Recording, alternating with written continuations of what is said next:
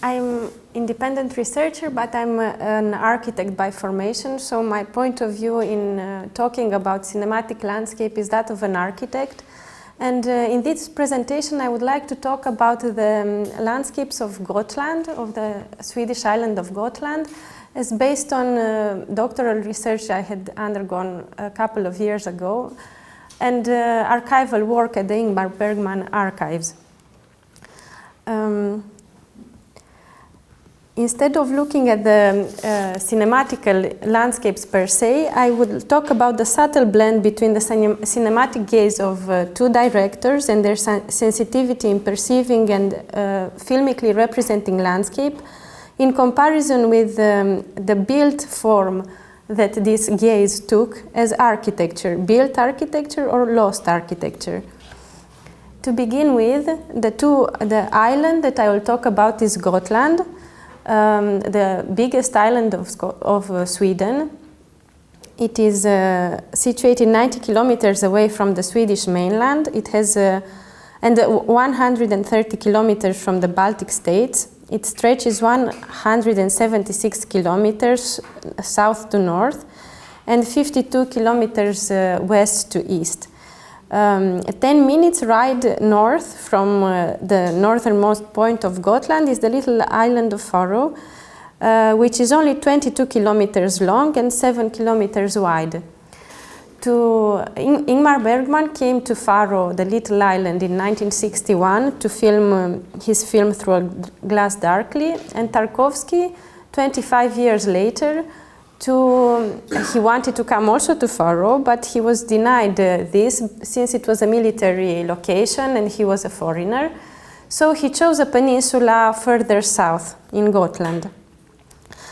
There is a Swedish fairy tale that says that the island of Gotland appears to be an enchanted land emerging from the sea in the evening and sinking without a trace in the morning. As mysterious as this sounds, it refers to prehistorical findings and geological studies that had shown that the island has at times been submerged in the sea. And the fairy tale captures a bit of its submarine life and its intrinsically aquatic being. The island has had a flourishing period in medieval times when it was a center of the Hanseatic League, but started to decay starting from the 14th century from competition from European cities, plague and oppressive measures from the Danish rulers. Despite falling into decay, the imprint of medieval times has shaped both the landscape and the architectural texture of the island. The capital, now Visby, now UNESCO Cultural Heritage Site, feeds on its past through numerous cultural heritage activities and festivals. On the edge of sea and nostalgia, the life of the walled city seems to unfold somewhere else, beyond the pace of time that is on the Swedish mainland. Outside Visby's medieval walls, the countryside of Gotland is punctuated by the remains of farmsteads and the particularities of a landscape that was formed through centuries of sheep grazing. The touristic image of Gotland is that of either the medieval city, Visby, or of the particular formations of coastal cliffs that reach even 40 meters high, known as Raukar, that appear in the western shores. However, formed of a coral reef, the landscape of Gotland is completely diversified throughout its territory. What appears in most touristic guides is not what either Bergman or Tarkovsky chose for their locations. And what I will talk about is exactly this opposition between the touristic picturesque and the picturesque that these two filmmakers found. Bergman has become by now closely associated with the island of Faro. He arrived there for the first time in 1960 to shoot his film. I'm quoting from his autobiography now. It so happened that in 1960 I was to make a film called Through a Glass Darkly, about 4 people on an island. In the opening shot, they appear at dusk out of a rolling sea. Without ever having been there, I wanted the filming to take place in the Orkneys. The board of the film wrung their hands when faced with the expense and put a helicopter at my disposal to explore the Swedish coast. I returned even more determined to do the filming in the Orkneys. One almost desperate executive suggested I go to Faro. Faro was supposed to be like the Orkneys, but cheaper, more practical, more accessible. To settle the argument, we set off one stormy April day for Gotland to see Faro and then definitely decide on the Orkneys. However, the outcome of visiting Faro and becoming immersed in this place had implications on the entire subsequent work and biography of Bergman. Again, in his own words, I don't really know what happened. If one wished to be solemn, it could be said that I had found my landscape, my real home. If one wished to be funny, one could talk about love at first sight. My ties with Faro have several origins. The first was intuitive. This is your landscape, Bergman. It corresponds to your innermost imagining of forms, proportions, colors, horizons, sounds, silences, lights, and reflections. Security is here. Don't ask why. For instance, in your profession, you look for simplification, proportion, exertion, relaxation, breathing. The Faro landscape gives you a wealth of all of that. Through a Glass Darkly discloses a stark asceticism in its visual composition, an empty beach beside an infinite sea, a stone house surrounded by an orchard, and 4 characters living therein. The narrative unfolds as do the austere spaces of this dwelling. The house's habitability is revealed not through flamboyant furnishings, decor, or lighting, characteristic to other Bergman films, but through the way in which the landscape subtly permeates it. Lights sweeping in through half-open doors, windows letting the silence of the sea inhabit the rooms. Not only did the film's treatment of space constitute a new turn in the artistic creation of the director, but the moment of filming in Faro was also the beginning of a peculiar phase in his biography, a phase marked by a heightened interest in issues of building a house. Shortly after shooting this film, Bergman initiated an intense search for a place to turn into a home, along the Swedish, Danish, and other foreign seashores. The process lasted for over 5 years, from 1961 to 1966.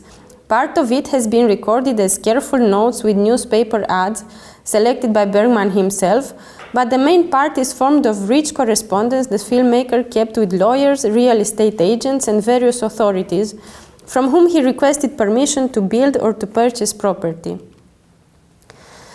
This yet unpublished correspondence is kept at the Ingmar Bergman Archives in Stockholm, at the Swedish Film Institute, and the review of its contents is able to trace a clarification of how Bergman understood the landscape of Faro and how he eventually materialized it in a house shaped by both landscape and on his cinematic vision. I will give only a few selections from these writings, which have also very great poetic quality. The first of these archival items is dated May 1961 during the post-production of Through a Glass Darkly. In the first letter, Bergman writes to a real estate office in Malmö about potential properties in Skåne, and he gives the following directions. I would love to have a private place by the sea. It does not matter on which coastline.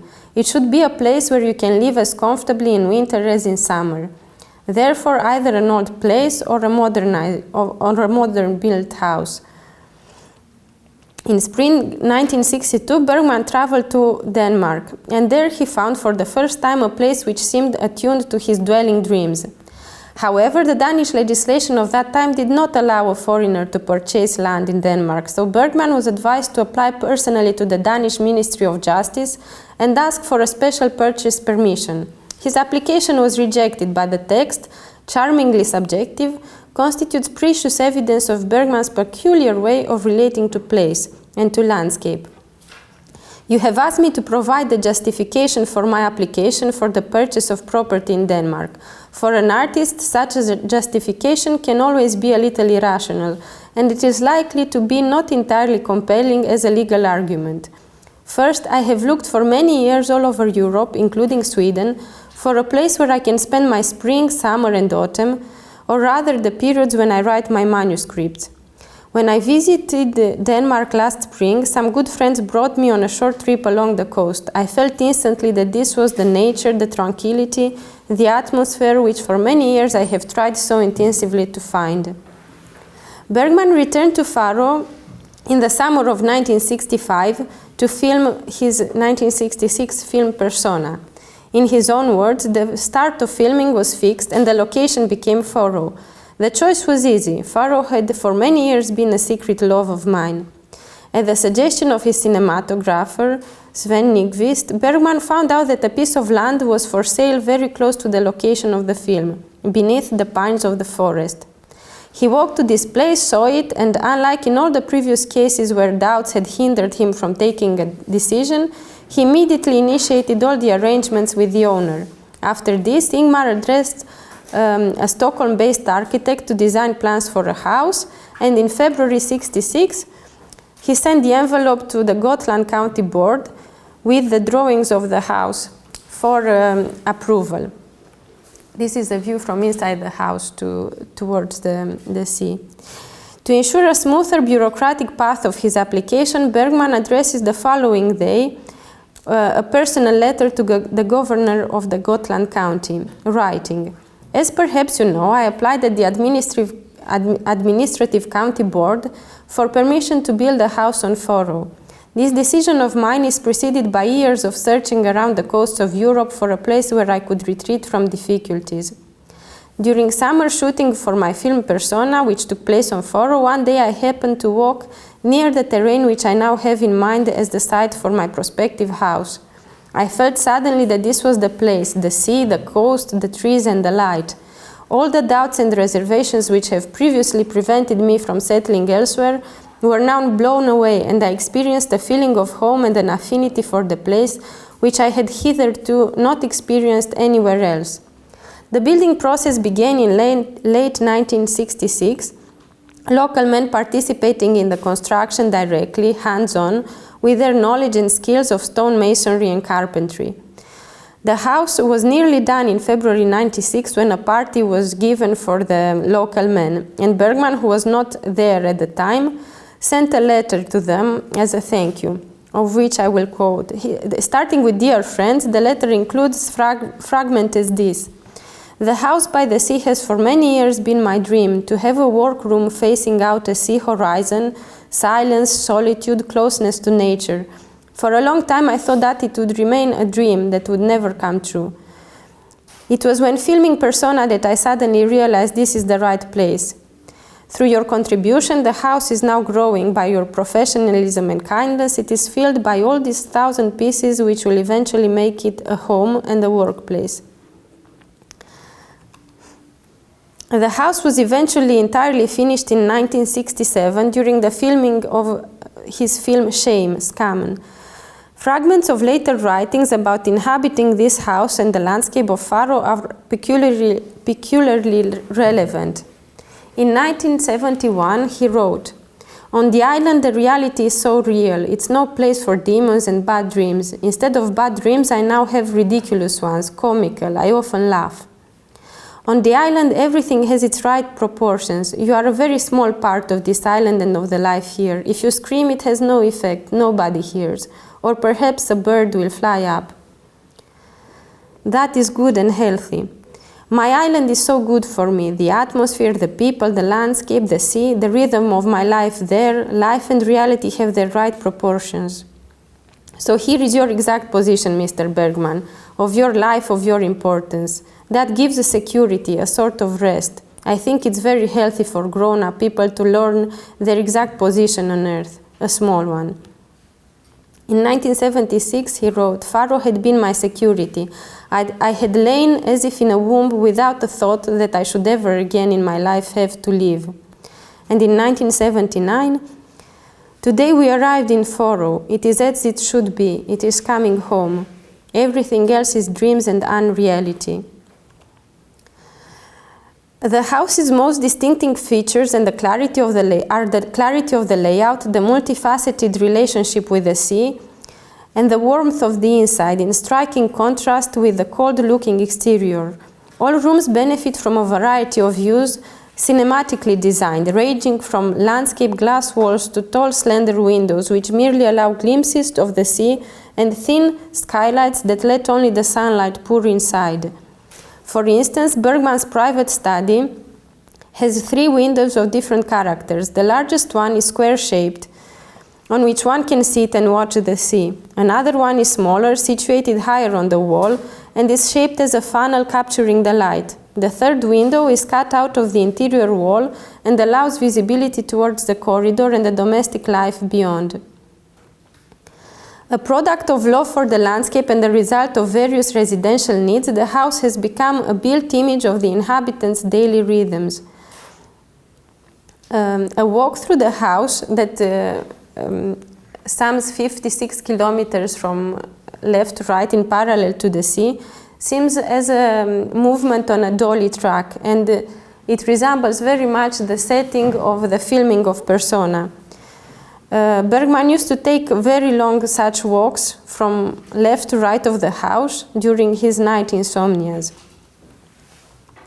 Bergman encountered the island in 1960, to sum up, while filming through a glass darkly. He found a piece of land in 1965 while filming Persona and completed the construction of this house in 1967 while working on Shame.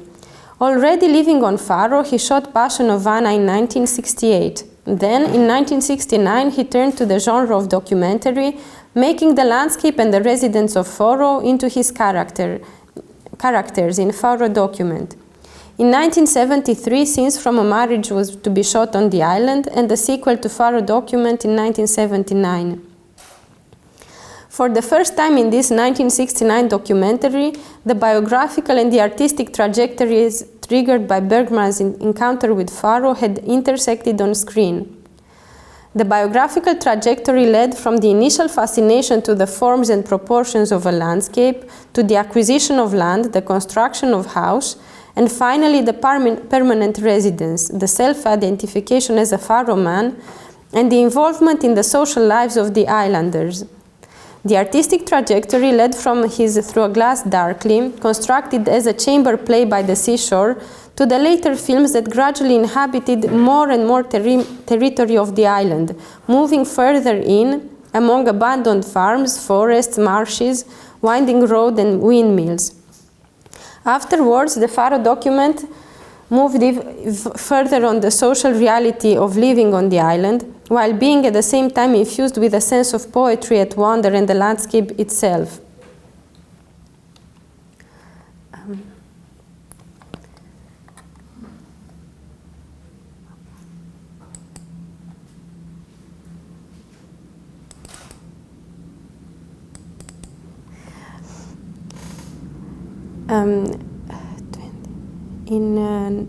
In 1995, in an interview, Bergman was saying, "I can understand why people might think it's strange for someone to suddenly decide to live on an island he'd never even heard of before. It's the never-ceasing sounds of the wind, the waves, the gulls. The enormity of the sea creates a sense of timelessness, changelessness, security. But it's also the proportions and ancient character of the landscape. There isn't a whole lot of leafy foliage, not a whole lot of sandy beach or rocks, and not a whole lot of woods, but there is something of it all in here, a kind of wonderful balance and harmony. And then there's the light. I can sit for hours just looking out the window, watching how the light wanders and shifts." This is a film from inside his kitchen, overlooking the sea. And the entire house is images from the rooms overlooking the sea are give the impression of a house made of pictures of the landscape. The various frames, large or thin and tall, are like a photographic album of moving pictures of the sea.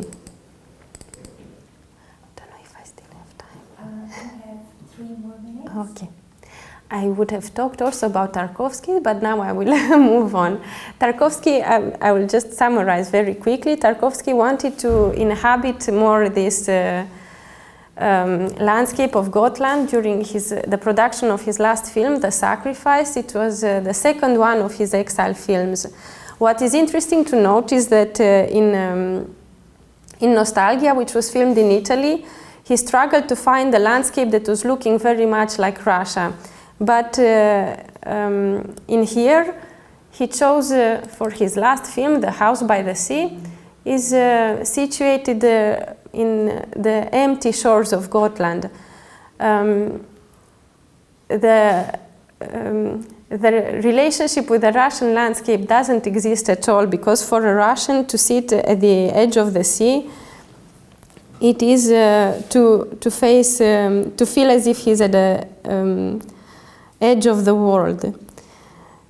The son of Tarkovsky had said in an interview that because of all these open spaces ending in the sea, the landscape is somehow close to Russia because of this nothingness, no barriers, everything infinite, which influences a lot the mentality and comes close to the Russian way of seeing things with melancholy. Going there and cycling one day from the house of Bergman to the location of Tarkovsky's Sacrifice, one thing that I had found completely surprising was that just behind this barren landscape at the sea, there were fields of wheat, birch trees and pine trees, as I had seen only in Russia and as I had seen in the autobiographical films of Tarkovsky. However, instead of wanting to place the film into these landscapes that were familiar to him,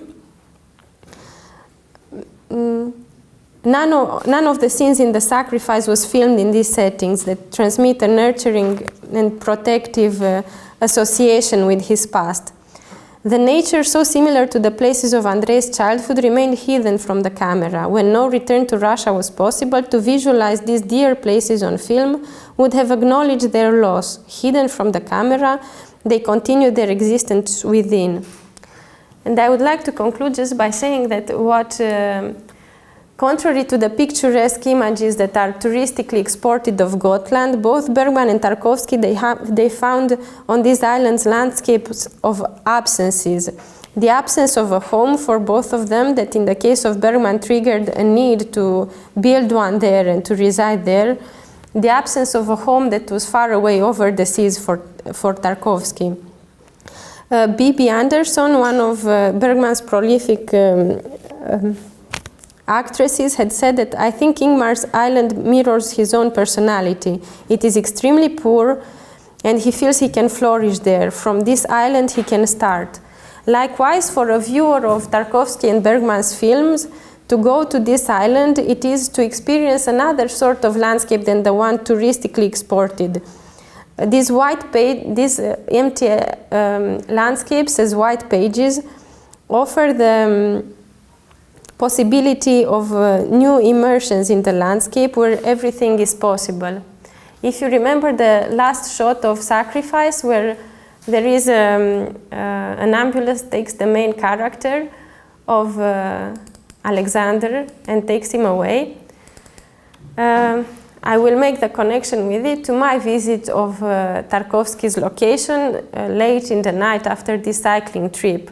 When I eventually identified the site of the house, I was struck by the appearance of this white van. I will try to read it. That looked like a continuation of the last shot in The Sacrifice. A landscape which is by itself picturesque and offers such as the medieval citadel of Visby, for instance, it offers in itself gratification. However, these empty landscapes, stark and void of all flamboyant characteristics, they offer for the one who inhabits them the possibility of such encounters that are more visible than in other ones. Yes. Thank you.